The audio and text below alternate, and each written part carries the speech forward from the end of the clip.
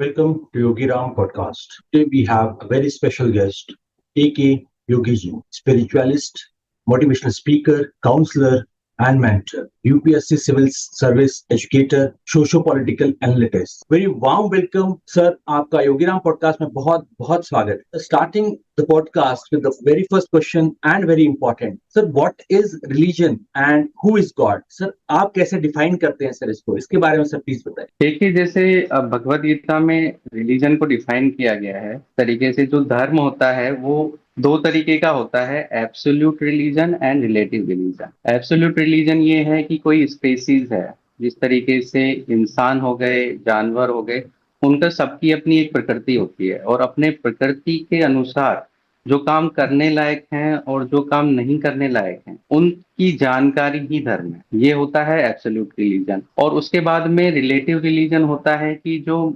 इंसान है, मनुष्य है, वो अपनी किस सिचुएशन में पाते हैं। जैसे कि राज धर्म हो गया, पुत्र धर्म हो गया, पिता धर्म हो गया। तो जो पर्टिकुलर सिचुएशन में, कंडीशन में हम लोग जब होते हैं उस टाइम क्या करना चाहिए, तो वो उसका एक रिलेटिव रिलीजन हो जाता है, एक रिलेटिव धर्म हो जाता है। तो इस तरीके से धर्म होता है। इसके अलावा हमारे शास्त्रों में जो धर्म की परिभाषा, जो एब्सोल्यूट धर्म की परिभाषा है, वो ये है कि धर्म तो साक्षात भगवत प्रणीतम, कि जो धर्म होता है वो भगवान के पास जाने का एक रास्ता होता है। तो इसमें बहुत इंपॉर्टेंट हो जाता है कि भगवान कौन है, कैसे हैं। तो जिस तरीके से हम भगवान को डिफाइन करते हैं, जिस तरीके की से हम भगवान को अप्रोच करते हैं कि वो परफेक्ट है, ऑमनीपोटेंट है, ऑल पावरफुल है, तो वो सारी चीजें हैं, उस तरीके से ही हम अपना धर्म निर्धारित करते हैं। तो जिस तरीके का आइडिया ऑफ गॉड आपके मन में होगा, उसी तरीके से आप उसको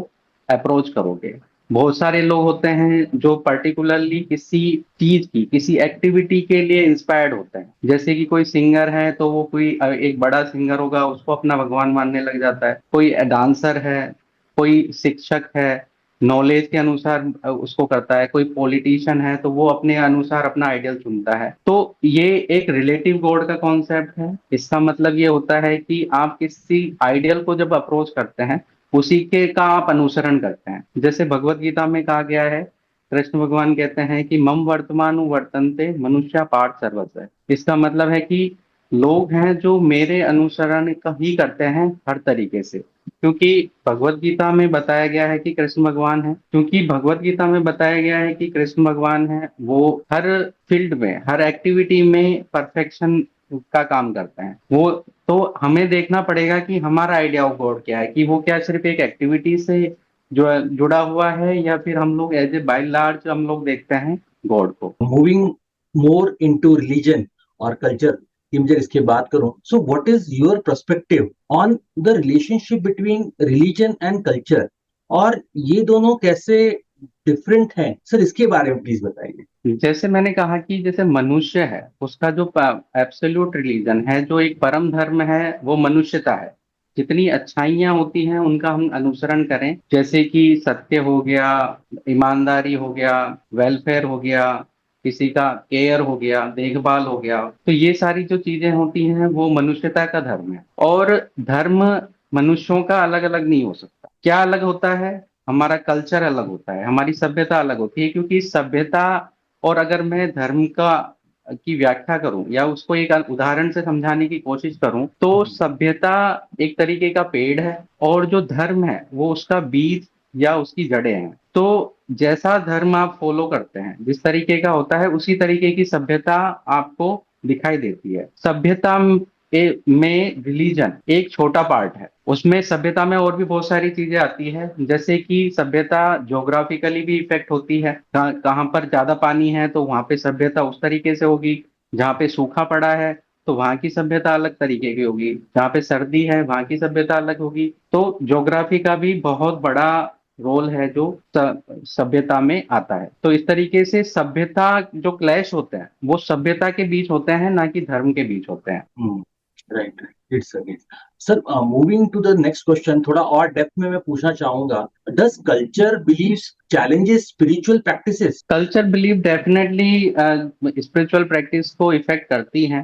कारण यही है कि भाई जिस तरीके का समाज में हम रहते हैं उसी वो जो समाज है वो हमें अपने अकॉर्डिंग ढालने का प्रयास करता है। तो बहुत बार ऐसा भी होता है कि सभ्यता में कभी तो वो फेवरेबल भी हो जाती है स्पिरिचुअलिटी के लिए और कभी अगेंस्ट भी हो जाती है, क्योंकि सभ्यता है वो समय के साथ में भौगोलिक स्थिति के साथ में बदलती रहती है। लेकिन धर्म होता है या स्पिरिचुअलिटी होती है वो परमानेंट है। जैसे हमारा सनातन धर्म है वो परमानेंट है, उसमें आध्यात्मिक चेतना, आत्मा, परमात्मा, इसके विषय में जो जानकारी होती है वही स्पिरिचुअलिटी अध्यात्म है। तो वो है जो परमानेंट है, वो है जो शाश्वत है, वो नहीं परिवर्तित होता है। लेकिन सभ्यता समय के अनुसार परिवर्तित होती रहती है।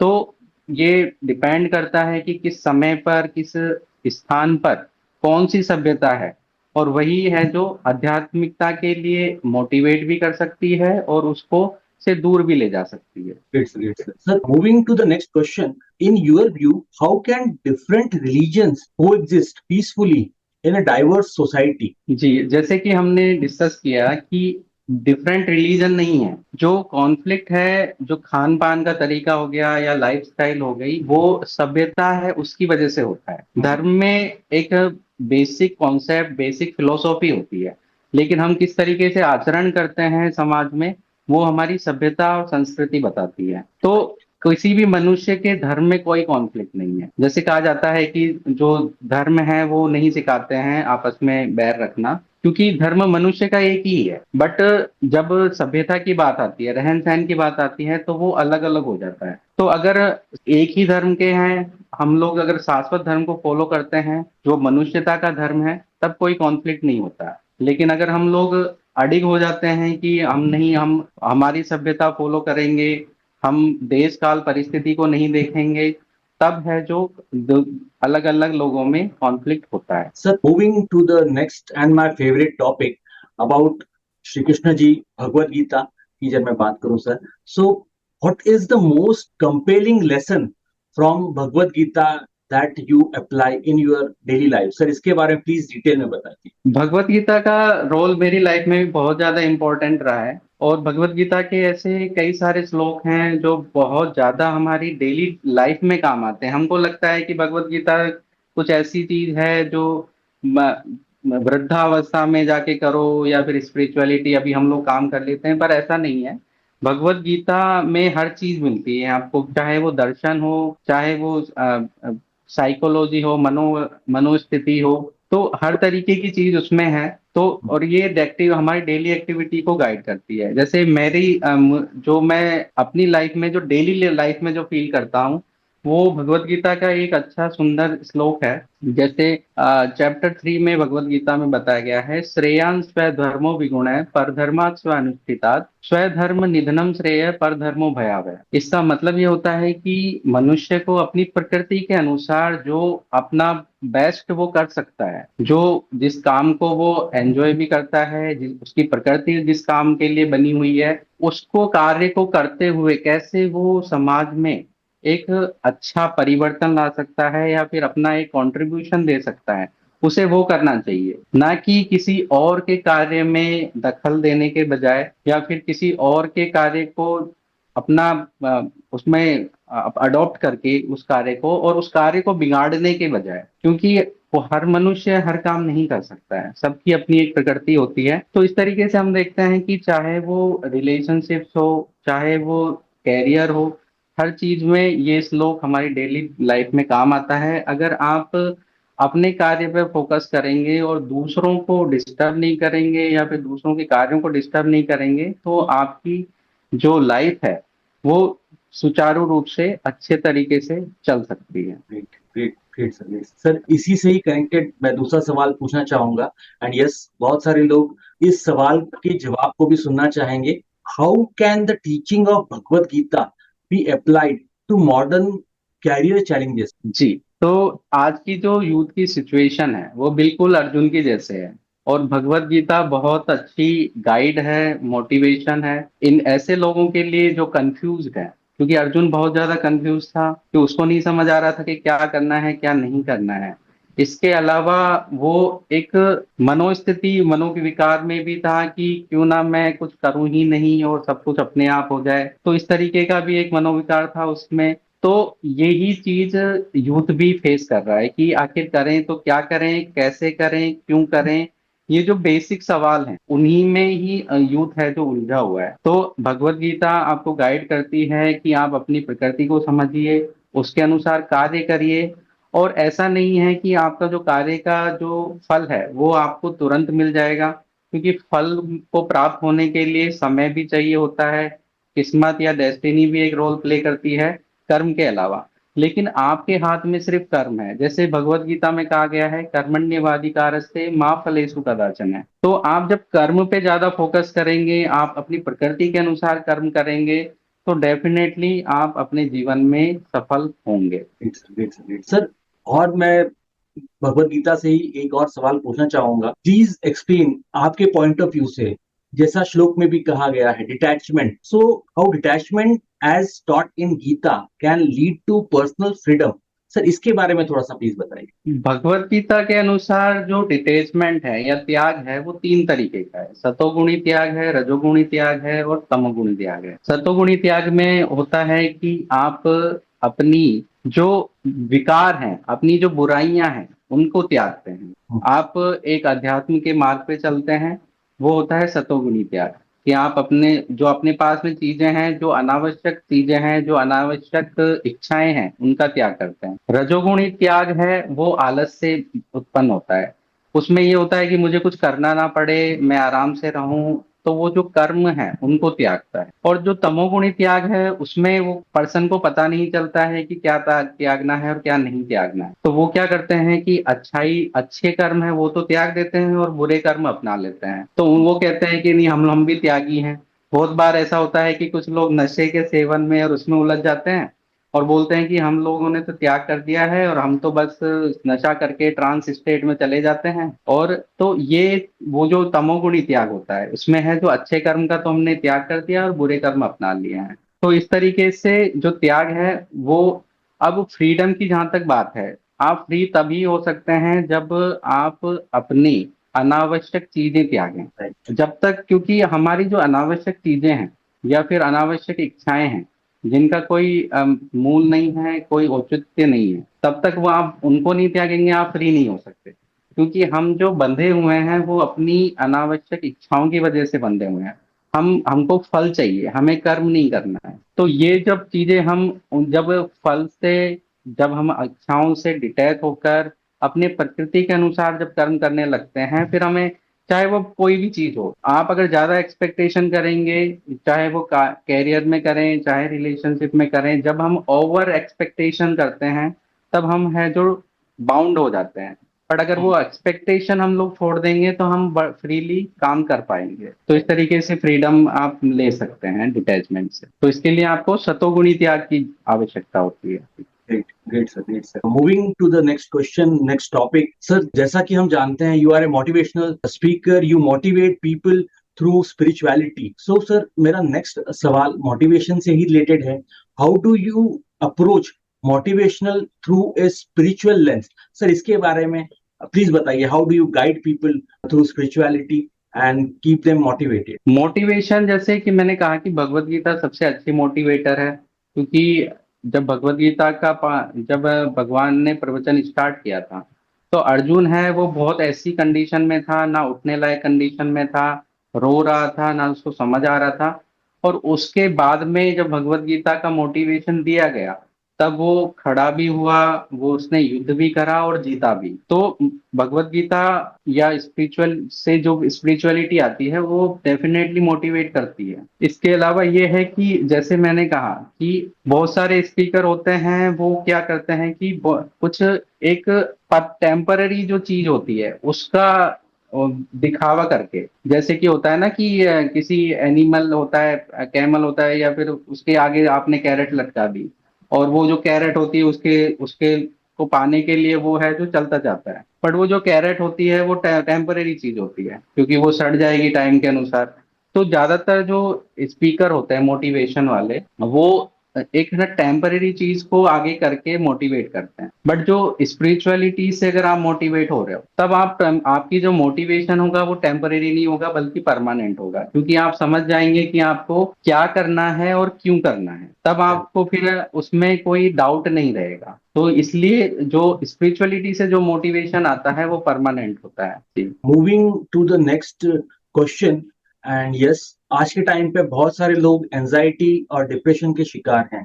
सो what role do you think spirituality plays in combating depression या एंजाइटी और स्ट्रेस की, जब मैं बात करूं? इसके लिए हमें थोड़ा पहले डिप्रेशन समझना पड़ेगा कि डिप्रेशन होता क्या है। डिप्रेशन तब होता है जब आप कोई चीज चाहते हैं और वो आपके साथ घटित ना हो, या फिर ऐसी घटनाएं आपके साथ घटित होने लग जाती हैं जो आप नहीं चाहते हैं, फिर धीरे धीरे आप हताश होने लगते हैं और फिर डिप्रेशन में चले जाते हैं। तो आप अगर अपनी एक्सपेक्टेशन को होल्ड करके, ओवर एक्सपेक्टेशन ना करके सिर्फ अपनी प्रकृति का जैसे काम करते रहेंगे, तब आप है जो और आप डिटैच अगर रहेंगे तो आपको डिप्रेशन नहीं होने वाला है, क्योंकि आपको पता है कि आपके हाथ में कर्म है, आपको वही करना है। You can do nothing more than that, क्योंकि जो फल होगा वो तो समय के अनुसार मिलेगा, उसके भाग्य के अनुसार मिलेगा। तो इसका अगर मैं अगर छोटा सा एग्जांपल दूं तो जो कर्म है वो है जो फल की गारंटी नहीं है, कारण है। जैसे कि एक एग्जांपल है कि अगर कोई टेम्परेट रीजन में, जो सर्द रीजन है उसमें अगर सर्दियों में नाव बना के और पतवार चलाना चाहता है और वो चाहता है कि वो मूव करे, तो वो नहीं करेगा, क्योंकि जब पानी ही जमा हुआ है तो आप उस पर नाव कैसे चलाओगे, ठीक है। तो इसके लिए आपने कर्म किया, आपने नाव बनाई, आपने पतवार भी चलाई, लेकिन कुछ हुआ नहीं, तो ये फिर आपने वो क्या होगा, हताश हो जाएगा। इसके लिए चाहिए कि या तो वो किसी और जगह पे चलाए जहाँ पे पानी है जो पिघला हुआ है, या फिर समय की प्रतीक्षा करे कि जब गर्मी आएगी, जब पानी बर्फ पिघलेगी, पानी में परिवर्तित होगी, तब है जो वो नाव चलेगी। लेकिन हमारा जो कर्म है वो कभी वेस्ट नहीं होता है। कारण ये कि ठीक है, आपने जब बर्फ जमी हुई थी आपने नाव बना ली, पतवार बना ली, लेकिन वो चली नहीं। लेकिन जैसे ही पानी पिघलता है तो वो जो आपने नाव बनाने में जो मेहनत करी थी वो तो काम आएगी ना। तो इस तरीके से जो आप अगर अपना काम टाइम से करते रहेंगे और आप ये सोचेंगे, आपको कर्म में जितना ज्यादा फोकस करेंगे और जितना एफिशिएंटली करेंगे, आपको डिप्रेशन नहीं होगा। सर, इसी कंटेक्स्ट में मैं दूसरा सवाल पूछना चाहूंगा। आजकल बहुत देखा जाता है, इवन छोटे यंगस्टर भी हो गए, बच्चे भी हो गए, they get into depression and they get into something worst, suicidal एक टेंडेंसी भी आ जाती है। So could you please share a story of someone who overcome suicidal tendency through your guidance? Sir, इसके बारे में सर प्लीज बताइए। Yes, there are many people जिनके मैंने जैसे काउंसलिंग करके और इस तरीके की टेंडेंसी को मैंने कंट्रोल किया था। सो जो ये टेंडेंसी होती है वो डिप्रेशन का ही एक नेक्स्ट स्टेप है, जिसमें हम लोग फुली गिव अप कर देते हैं। तो इसके लिए जो स्पिरिचुअलिटी के हिसाब से अगर देखें हम, तो ये है कि आप जो पर्टिकुलरली जैसे शरीर का त्याग करते हैं, दैट इज सुसाइडल टेंडेंसी। पर द थिंग इज कि स्पिरिचुअलिटी बताया गया है कि आप शरीर का त्याग करके भी आप अपनी सिचुएशन नहीं बदल सकते। न जैसे भगवत गीता में कहा है, न हन्यते हन्यमाने शरीर है, कि आप अगर अपने शरीर को का नाश कर भी देते हो उसके बाद में भी आप अपने जो सिचुएशन है उससे बच नहीं सकते हो, ठीक है। क्योंकि आप आत्मा हैं तो आप है ना वापस से जन्म लेंगे और वापस उसी कंडीशन में फंसेंगे, क्योंकि आपने उस कंडीशन को सॉल्व नहीं किया। तो रादर देन की गिव अप करने के, आप उस कंडीशन को सॉल्व करो जो आपको डिप्रेस कर रही है। ज्यादातर केसेस में इमोशनल या फिर सोशल कंडीशनिंग की वजह से ही है ना इस तरीके की टेंडेंसी आती है।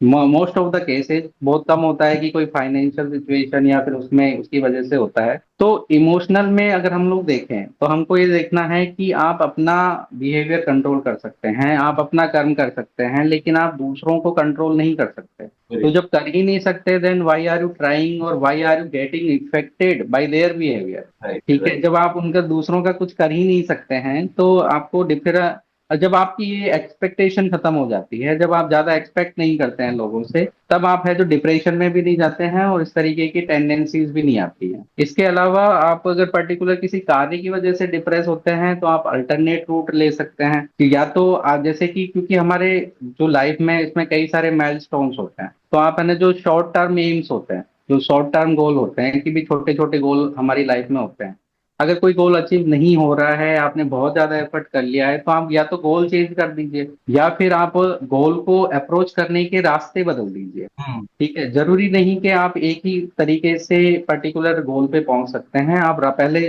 तो मेरी एडवाइस ये होती है कि अगर आप डिप्रेशन में जा रहे हैं, सुसाइडल टेंडेंसीज में जा रहे हैं, तो या तो आप सिचुएशन को अप्रोच करने का रास्ता बदलिए, अगर उससे भी नहीं हो रहा है तो आप गोल ही बदल दीजिए, सो दैट कि कम से कम आप अपना शरीर का त्याग तो नहीं करेंगे, और अगर आपका शरीर अगर बचा रहेगा तो in future by time being आप है जो वो चीज भी अचीव कर सकते हैं जो आपने प्रीवियसली मिस कर दी या फिर प्रीवियसली आपको नहीं मिल पाई। Right, right, right sir. Moving to the next topic, जैसा कि आप सोशल इश्यूज को भी आप एड्रेस करते हैं, लोगों को गाइड करते हैं रिगार्डिंग, जब मैं बात करूं, मैरिज हो गया, पेरेंटिंग हो गया, फूड हैबिट्स हो गया, and the most important lifestyle. So sir, how do you perceive the changing dynamics of marriage in modern society?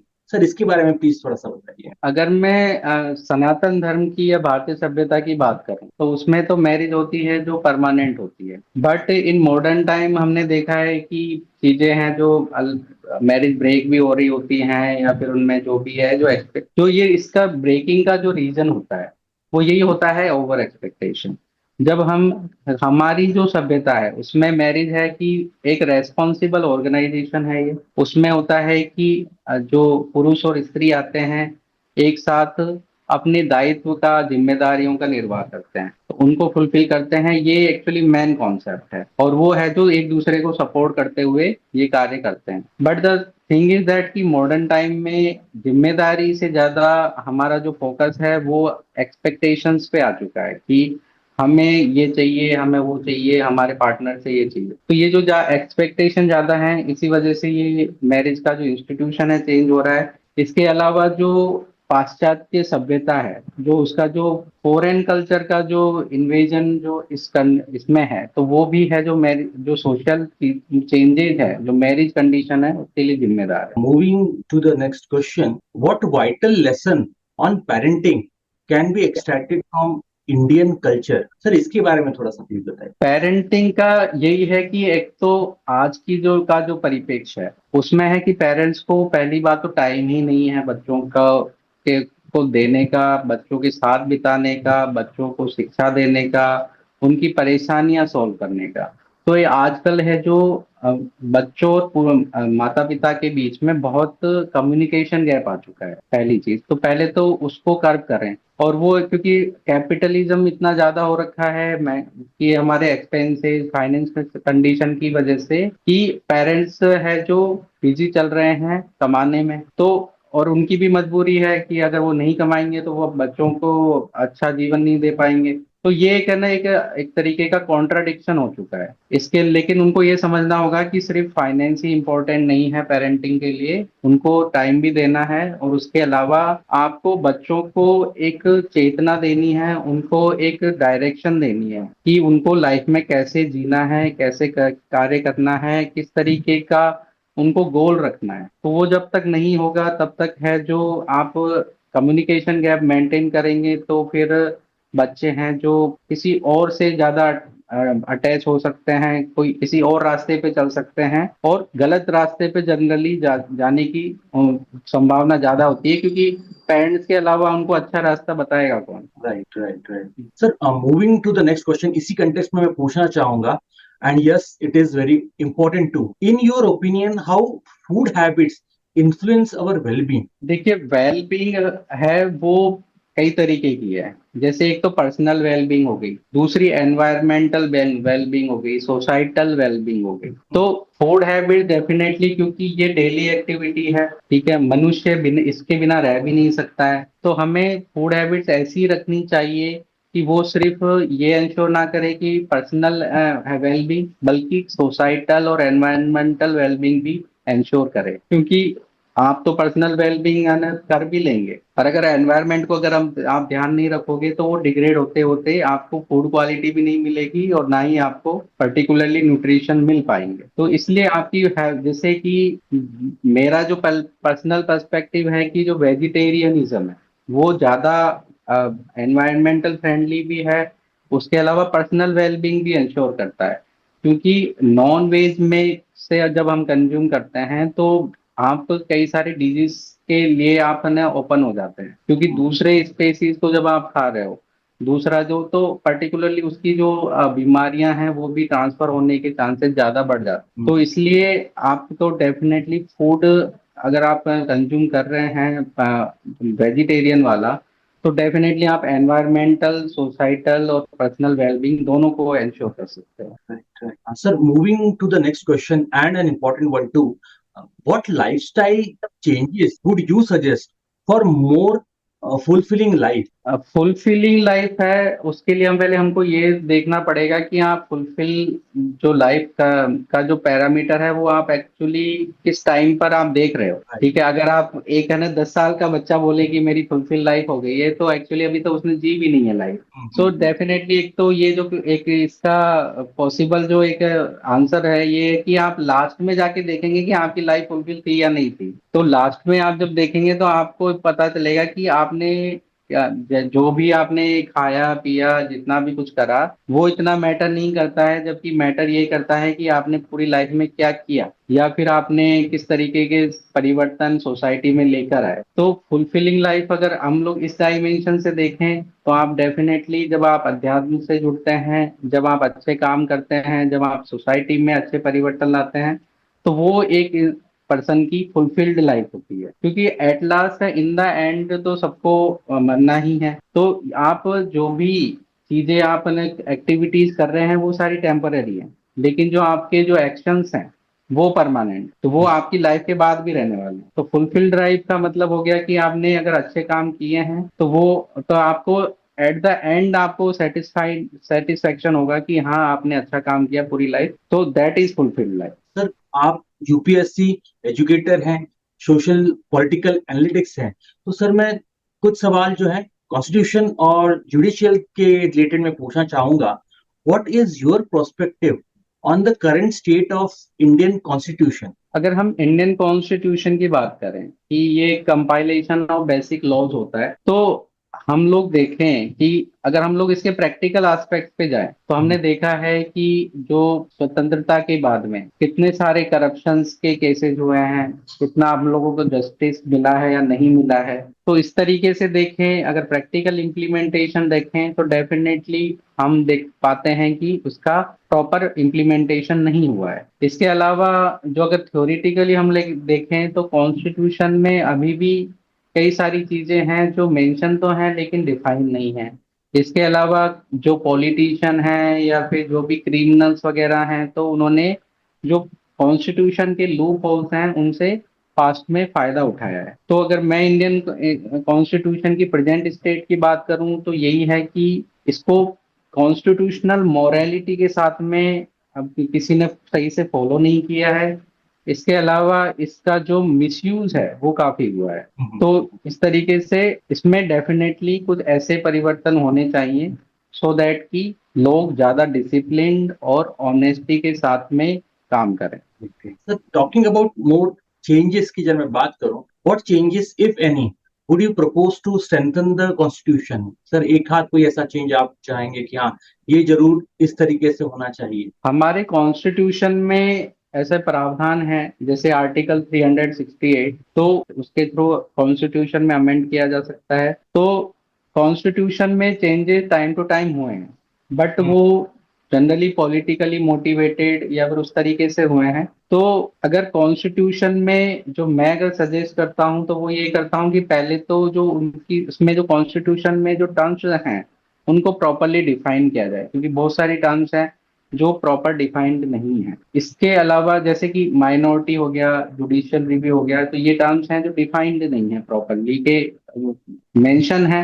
Secularism हो गया जो बाद में 42nd अमेंडमेंट एक्ट से मैं उसमें आया था, बट इवन सेकुलरिज्म है वो भी प्रॉपरली डिफाइंड नहीं है। तो कई सारी चीजें हैं उसमें जो डिफाइन करने की जरूरत है। उसके अलावा जो कॉन्स्टिट्यूशनल मोरालिटी की जैसे मैं बात कर रहा हूँ कि आप थ्योरेटिकल कितने भी चेंजेस ले आए, बट अगर आप उसको प्रॉपर मोरल तरीके से इम्प्लीमेंट नहीं करेंगे तो कोई भी कॉन्स्टिट्यूशन हो, कैसा भी रिटर्न हो, वो अपना जो प्रॉपर इफेक्ट है वो सोसाइटी पर नहीं कर पाएगा। Moving to the next question and talking more about the citizen, जो हम लोग हैं, जिनकी मैं बात करूं, जनरल आम आदमी है, इनकी बात करूं मैं, in what way can citizen engage more effectively with their constitution rights?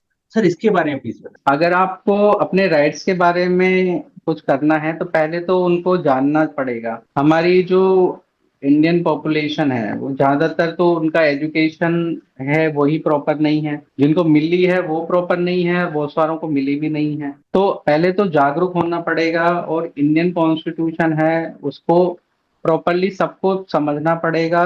Even उसको इंडियन कॉन्स्टिट्यूशन के जो भी अपने राइट्स हैं उनको है जो जानना पड़ेगा। तभी इसके अलावा जो पर्टिकुलर हमारा सिस्टम है उसमें है कि जो राइट्स होते हैं वो सुप्रीम कोर्ट या हाई कोर्ट में है जो फाइट कर सकता है, कोई कंप्लेन कर सकता है। But the thing is that कि जब ये उनके जो राइट्स हैं वो उनका हनन होता है, राइट, जब किसी के राइट्स का हनन होता है तो कोर्ट में जाने के लिए भी तो आपको है जो फाइनेंशियल कंडीशन ऐसी होनी चाहिए कि आपने उसको उसमें पर्टिकुलर अप्रोच कर पाओ। तो दो चीजें हैं कि पहले तो कॉन्स्टिट्यूशनल राइट्स पता हो और दूसरा कि उनका इम्प्लीमेंट करने के लिए ऐसी कोई व्यवस्था होनी चाहिए जिससे कि फाइनेंशियल बर्डन है वो सिटीजन पर ना आए। Sir, moving to the next topic, and yes, ये भी बहुत लोगों को आजकल इंटरेस्ट करता है, इंडियन एंड वेस्टर्न कल्चर की जब मैं बात करूं, so what is the philosophy, how do you compare about Indian cultures and western thoughts की जब मैं बात करूं? सर, इसके बारे में प्लीज बताइए। हमारा जो इंडियन कल्चर है या फिलोसफी है वो काफी साइंटिफिक है।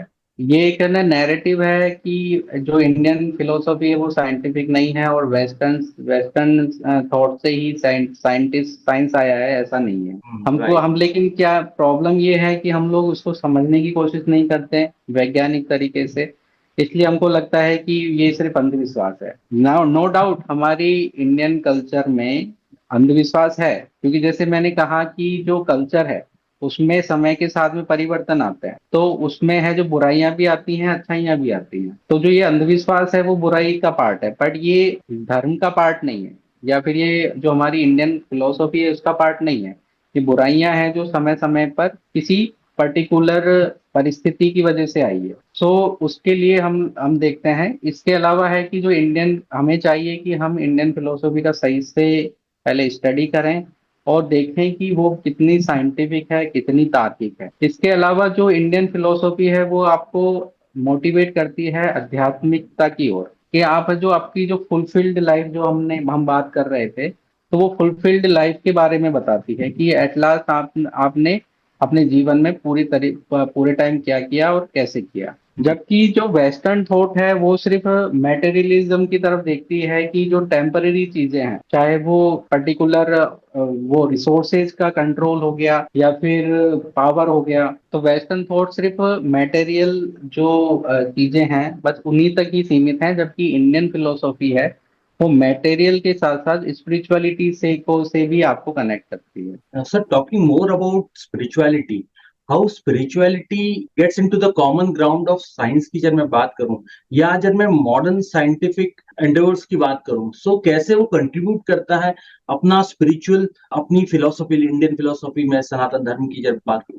सर, इसके बारे में प्लीज बताइए। जैसे ये जो स्पिरिचुअलिटी है वो कुछ नहीं है, वो साइंस ही है। ये बस एक हमारा नैरेटिव है कि हमको लगता है कि स्पिरिचुअलिटी सिर्फ धर्म से या फिर एक अंधविश्वास से रिलेटेड है। जब हम तार्किक तौर पर अध्यात्म को अप्रोच करते हैं ना कि अंधविश्वास से, जब हम हर चीज को समझने का प्रयास करते हैं, चाहे वो चेतना हो, मन हो, बुद्धि हो, आत्मा हो, परमात्मा हो, ये जो इन सबका जो साइंटिफिक नॉलेज है वही स्पिरिचुअलिटी है। तो ऐसा नहीं है कि स्पिरिचुअलिटी साइंस नहीं है।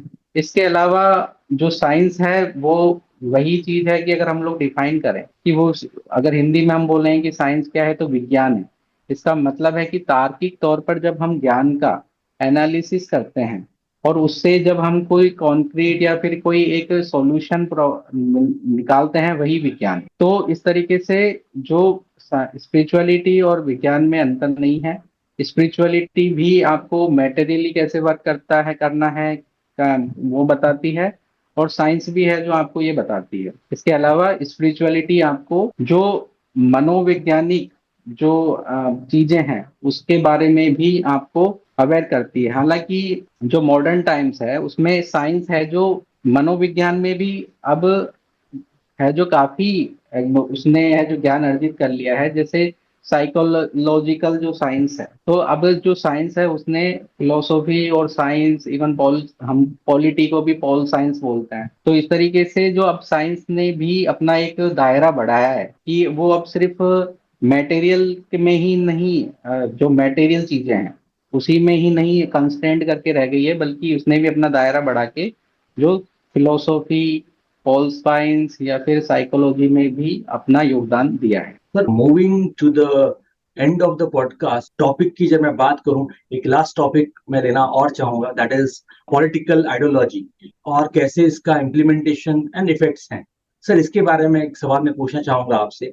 What is your views on Gandhian thought, specially non violence? Sir, इसके बारे में प्लीज बताइए। डेफिनेटली जो गांधीयन आइडियोलॉजी है, जिस तरीके से हमने देखा है कि अगर जो प्रैक्टिकली भी हम देखें तो काफी इफेक्टिव रही है। जो डिकोलोनाइजेशन जो हुआ है इंडिया का, तो उसमें काफी बड़ा रोल है जो गांधीयन थॉट ने प्ले किया है। इसके अलावा जो नॉन वायलेंस है, डेफिनेटली वो भी एक बहुत अच्छा कॉन्सेप्ट है। हमारे भारतीय सभ्यता में भी है ये। बट इसके अलावा मैं कुछ थोड़ा और शास्त्रों से, हमारे स्क्रिप्चर से कुछ ऐड करना चाहूंगा कि सिर्फ नॉन वायलेंस एक्टिव नहीं होता। लाइक अगर आप कुछ नहीं करते हैं और जो वायलेंस है अगर हो रहा है और आप उसको रोकने के लिए अगर कुछ नहीं करते हैं, तो वो आप भी कुछ वायलेंस ना करते हुए भी वायलेंस का पार्ट है। तो नॉन वायलेंस का जो हमारे शास्त्रों में डेफिनेशन है वो ये है कि आप जो वायलेंस है उसको रोकने के लिए जो प्रयास कर सकते हैं वो जब करते हैं तो वो नॉन वायलेंस। तो ये सिर्फ एक पैसिव एक्टिविटी नहीं है, बल्कि एक्टिव एक्टिविटी है कि आप वायलेंट पर्सन जो होते हैं या फिर सोसाइटी में अगर वायलेंस हो रहा है तो उसको कर्ब करने के लिए आप एक्शन भी लेते हैं। जी। Right. Sir, moving to the next question, मैं थोड़ा सा और टेक्निकल में जाना चाहूंगा। Can you analyse how leverage हाँ।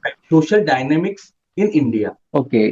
सो हमारी जो इंडियन कल्चर है तो उसमें जो कॉन्सेप्ट है वो है रेस्पॉन्सिबिलिटी का। उसमें कलेक्टिविज्म का कॉन्सेप्ट है, ना कि इंडिविजुअलिज्म का।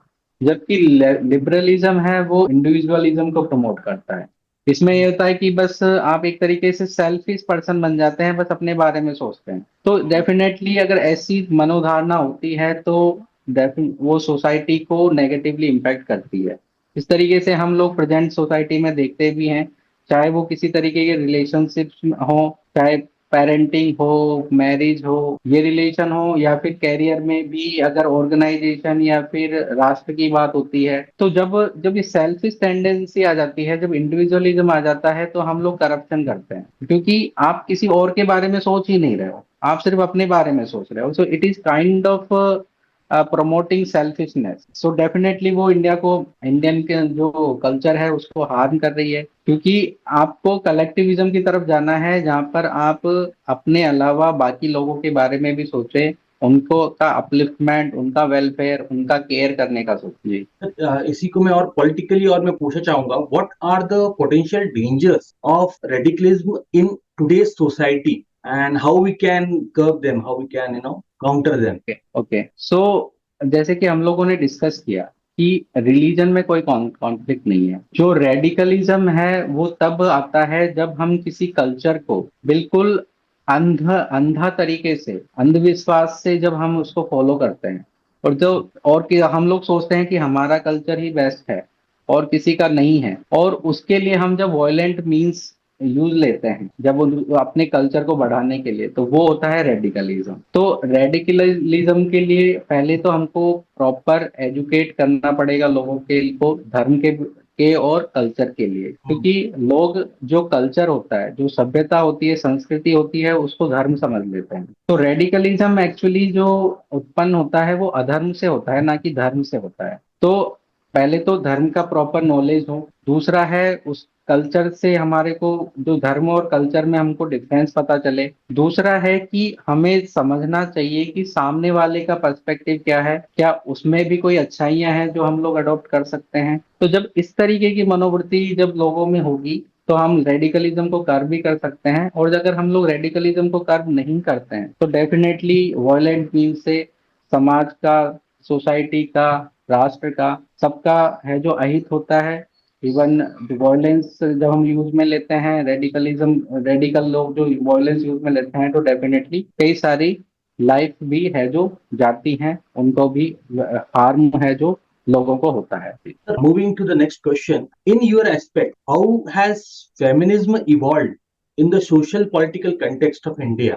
फेमिनिज्म जो नारीवाद है, तो ये जो इवॉल्व हुआ है, अगर हम लोग हमारे कल्चर की बात करें, इंडियन कल्चर की बात करें, तो उसमें नारीवाद शुरू से है। उसके लिए इवन कोई नारीवाद की जरूरत भी नहीं है। जैसे कि श्लोक आता है कि यत्र नारीषु पूजन्ते तत्र रमन्ते देवता। तो नारी को और पुरुष को है जो हमारे कल्चर में हमेशा से बराबर का ही दर्जा दिया गया है। परेशानी तब आई जब जो मेडिवल टाइम है, जो उसमें जब नारी का शोषण होने लगा, जब पुरुषत्व को ज्यादा प्राथमिकता दी जाने लगी, तब है जो उसके रेस्पॉन्स में है जो नारी फेमिनिज्म आया है, नारीवाद आया है। क्योंकि जो पर्टिकुलर जो सिचुएशन थी, जो एक्सप्लॉइटेशन था फीमेल का, तो उसको है जो बंद करने के लिए, उसको काउंटर करने के लिए फेमिनिज्म इवॉल्व हो रहा है। लेकिन फेमिनिज्म जो मॉडर्न कंटेक्स्ट में हम लोग देखते हैं, तो वो रेस्पॉन्सिबल ना होके,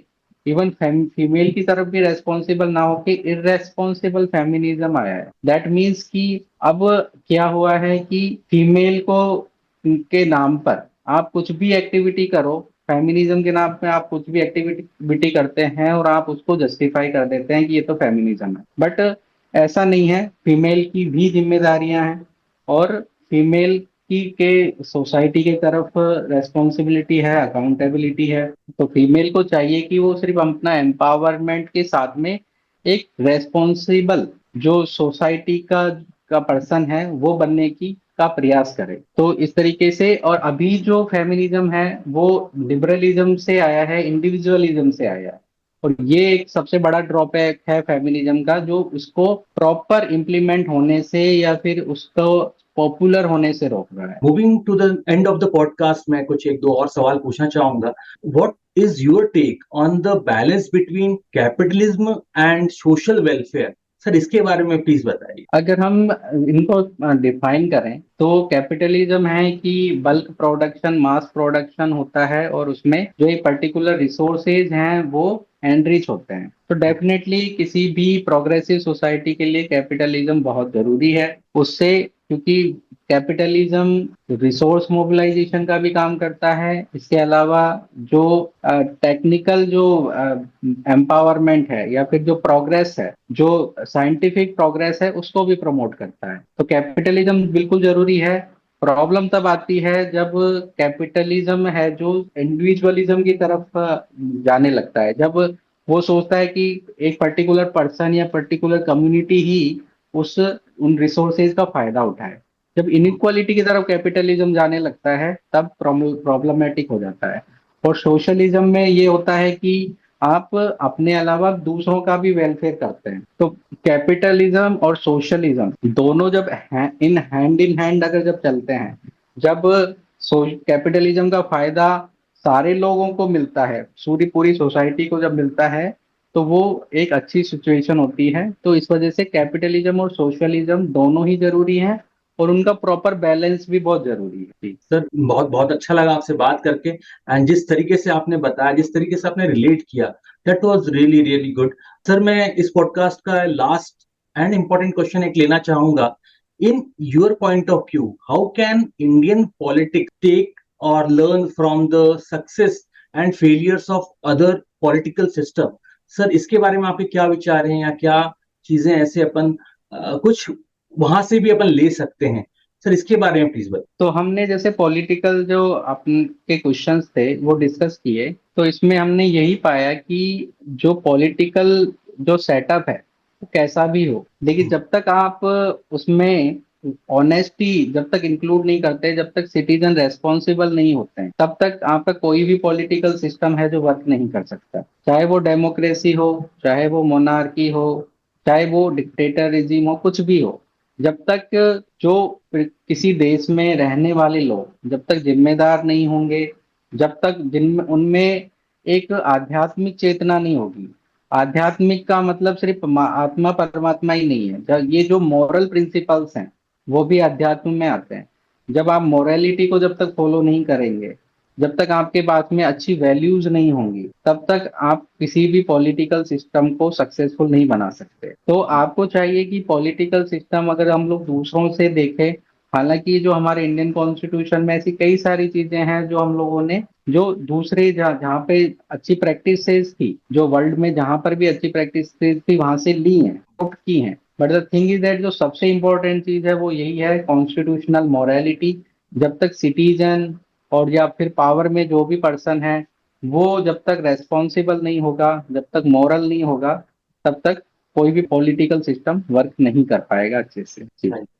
great sir, it was really great talking to you. मैं एक बार फिर से सारे व्यूवर्स को, सारे योगीराम व्यूवर्स को और जो भी ये वीडियो देख रहे हैं उनको बताना चाहूंगा, आज हम बात कर रहे थे AK योगी जी से, जो कि स्पिरिचुअलिस्ट, मोटिवेशनल स्पीकर हैं, काउंसलर हैं, मेंटर हैं, UPSC सिविल सर्विस एजुकेटर हैं एंड सोशल पॉलिटिकल एनालिस्ट हैं। सर, मैं आज का पॉडकास्ट एक लास्ट क्वेश्चन से या आपके क्या सजेशन है, आपके क्या विचार है, एक लास्ट जो है मैसेज जो आप योगीराम के व्यूअर्स को और जो भी ये वीडियो देख रहे हैं उनको आप देना चाहेंगे? जी, मैं यही कहना चाहूंगा सबको कि आप अपना स्पिरिचुअल अपलिफ्टमेंट करें, अपनी स्पिरिचुअलिटी को की जर्नी शुरू करें। अगर कर चुके हैं तो उसको और आगे बढ़ाएं, ताकि आपको सारी चीजें वो उसी रूप में दिखाई दें जिस रूप में वो हैं। यानी कि उनकी हर चीज की वास्तविकता और गहराई का पता करें और स्पिरिचुअलिटी को अपनी लाइफ में इम्प्लीमेंट करें।